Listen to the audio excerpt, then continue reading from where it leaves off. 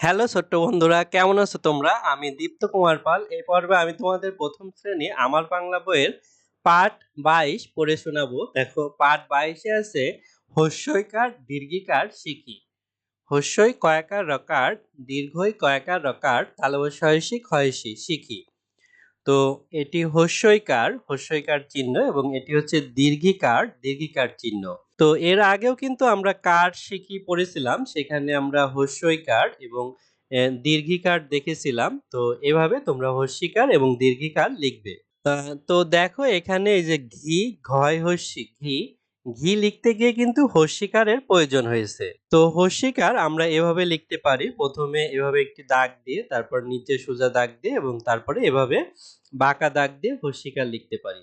তো তোমরা সুন্দর করে হস্যিকার লিখবে এবং হস্যিকার দিয়ে বিভিন্ন শব্দও লিখবে। তারপর দেখো এখানে আমরা একটি পোকামাকড় দেখতে পারছি। এটি হচ্ছে কীট। কয় দীর্ঘি ট কীট। কীট লিখতে দেখো দীর্ঘিকার প্রয়োজন। দীর্ঘিকার লিখতে হলে প্রথমে আমাদের এভাবে একটি সোজা দাগ দিয়ে নিচে এভাবে সোজা দাগ দিতে হবে। তারপরে আমরা এভাবে শুরু করতে পারি। এভাবে দাগ দিয়ে এভাবে নিয়ে আসতে পারি। তাহলে আমাদের দীর্ঘিকার হয়ে যাবে অর্থাৎ এভাবে তোমরা বেশি করে প্র্যাকটিস করবে। তাহলে ঘয় হস্যি ঘি লিখতে হস্যিকার প্রয়োজন এবং কীট লিখতে কয় দীর্ঘিকার প্রয়োজন। তো বন্ধুরা আজ আমাদের ভিডিও এ পর্যন্তই। আশা করি ভিডিওটি তোমাদের ভালো লেগেছে। এর পরের ভিডিওতে আমরা পরবর্তী পাঠ আলোচনা করব। ভালো থাকবে তোমরা।